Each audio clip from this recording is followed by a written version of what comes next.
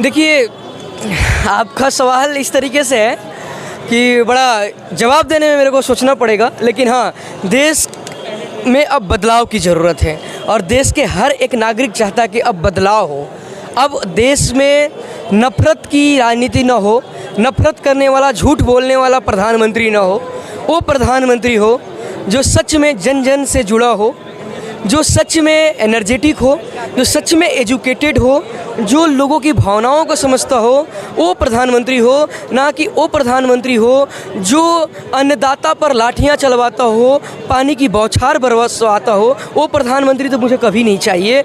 जो जिसका रोटी खा खा कर आप एक शब्द उसके आंदोलन के वक्त नहीं बोलते हो और आप उसके ऊपर पानियों की बौछार छोड़ता, ऐसे प्रधानमंत्री की तो इस देश को कभी ज़रूरत नहीं है। उस छात्रों पर लाठियां बरसाना, ऐसे किसी भी राष्ट्र के युवाओं की प्रमुख भूमिका होती है, छात्रों की प्रमुख भूमिका होती है। छात्रों की अल्टीमेट गोल होता है कि उनके लिए आप अच्छा एजुकेशन दो, अच्छी नौकरी दो, लेकिन आप आते हो बोलते हो 2 करोड़ रोजगार देंगे, लेकिन क्या होता है सबको पता है। लोग एग्ज़ाम देने जाते हैं ट्रेनों में भर के, एक दूसरे पर चढ़ कर, और स्टेशन उतर कर मच्छर काटता है, वहाँ फिर रेस्ट करते हैं, और जब पहुँचते हैं सेंटर पर पता चलता है पेपर लीक हो गया। और ये आए दिन ऐसा हो रहा है। तो युवा विरोधी नहीं होना चाहिए, किसान विरोधी नहीं होना चाहिए, महिला विरोधी नहीं होना चाहिए, क्योंकि हमने देखा पहलवानों के साथ भी क्या किया गया। आपकी बातों से तो ऐसा लग रहा है आप सीधा भारतीय जनता पार्टी और देश के प्रधानमंत्री नरेंद्र मोदी को टारगेट कर रहे हैं। देखिए, नरेंद्र मोदी पार्टिकुलर, देखिए वो जो प्रधानमंत्री का पोस्ट होता है ना, कॉन्स्टिट्यूशनली देखा जाए तो किसी पार्टिकुलर व्यक्ति से, पार्टिकुलर किसी ऑर्गेनाइजेशन से, पार्टिकुलर किसी पार्टी से मेरे को कोई नफरत नहीं है। नफरत है पार्टिकुलर जो व्यक्ति उस पोस्ट पर बैठा है और बैठकर वो जस्टिस नहीं कर रहा है, वहाँ मुझे समस्या है। हमें कि क्यों, देश के सारे युवाओं को समस्या है, देश के सारे महिलाओं को समस्या है, देश के सभी नागरिकों को समस्या है। भाई होना भी चाहिए, क्यों नहीं होना चाहिए।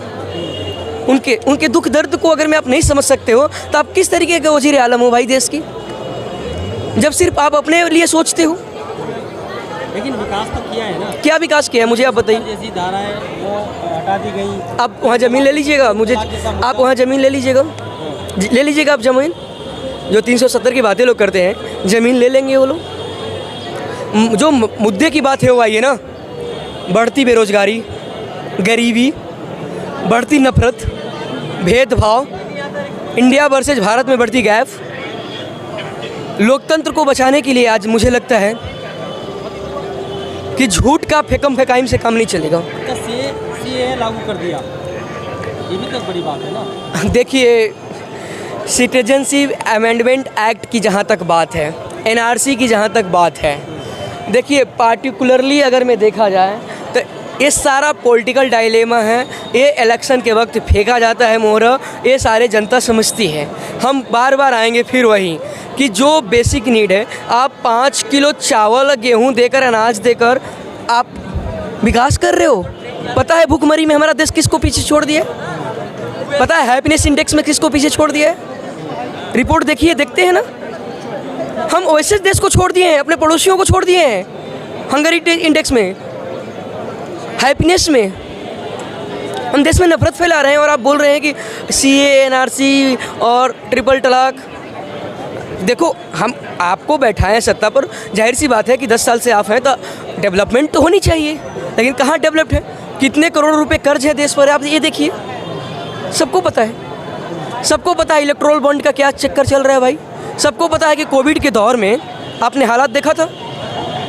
इंडिया वर्सेस भारत की मैं चर्चा करना चाहूँगा।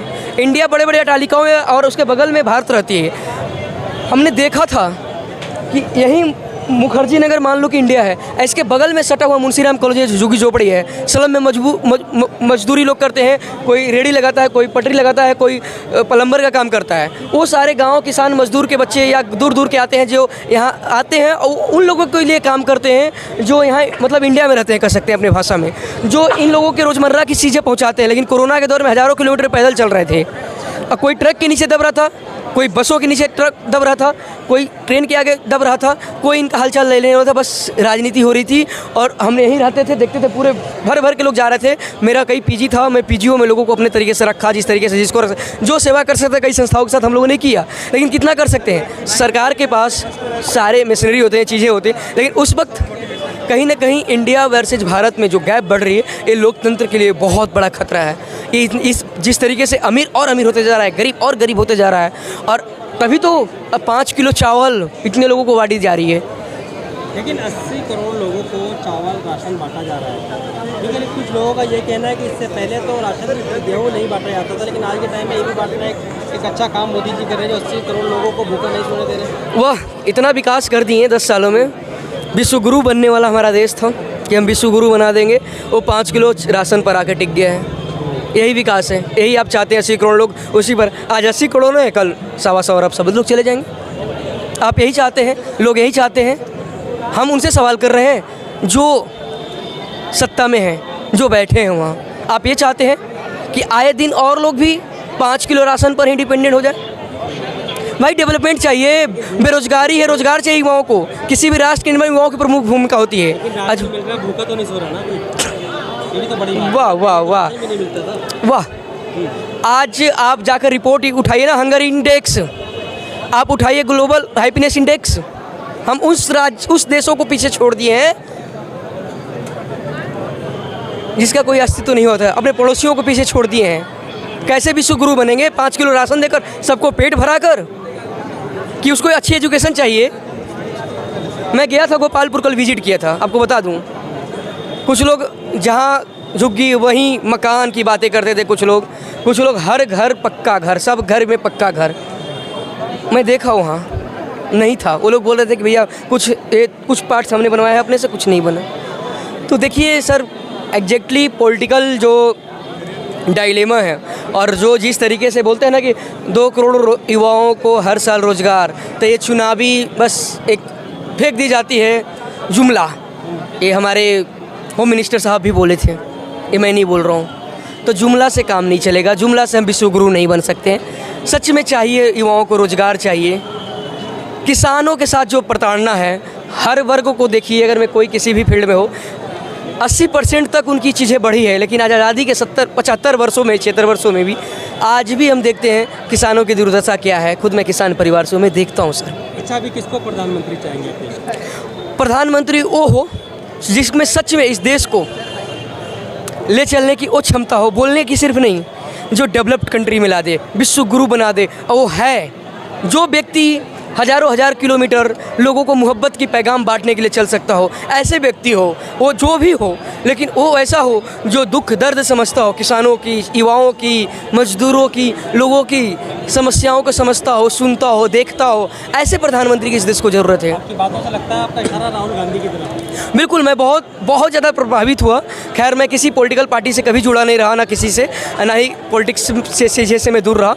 लेकिन हाँ, अनफॉर्चुनेटली जिस तरीके से मैंने कोविड के दौर में देखा, फिर इसके बाद किसानों पर जिस तरीके से बर्बरता हुई, तो मुझे पता चला कि व्हाट इज़ लोकतंत्र, क्या डेमोक्रेसी है आज, कैसी लोकतंत्र है कि जो तुम्हें रोटी देता है, जिसकी रोटी खा रहे हो, पानी पी रहे हो, उसी को तुम पानी पी के रोटी खा कर गलिया रहे हो और कह रहे हो एक टेररिस्ट है, खालिस्तानी है। तो कहीं ना कहीं वो व्यक्ति होना चाहिए जो सच में प्यार मोहब्बत लुटाए, लोगों की भावनाओं को समझे, और खासकर युवाओं को, क्योंकि युवा किसी भी राष्ट्र का निर्माण में प्रमुख भूमिका निभाता है।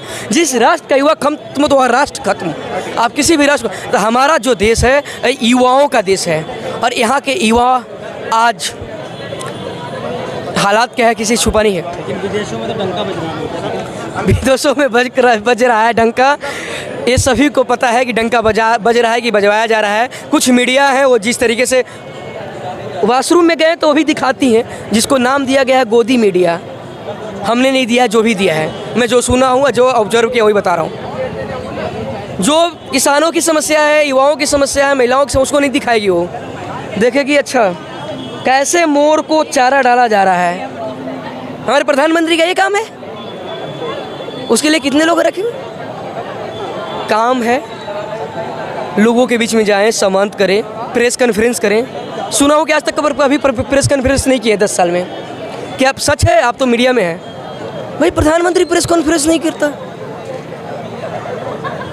बताइए क्या होना चाहिए अभी अभी चुनाव है, जैसे क्या होना चाहिए, किसको हकीकत में आप किसको प्रधानमंत्री चाहते हैं? सर देखिए, दिल से बताइए। लोकतंत्र में लोग अपने अधिकारों की बातें तो करते हैं कि आर्टिकल 14 to 18 हमारा अधिकार है, XYZ ये है, लेकिन कहीं ना कहीं हम ड्यूटीज़ को भूल जाते हैं। आर्टिकल 51 एक आता है ना, ये हमारा ड्यूटी है, ये होना चाहिए कर्तव्य।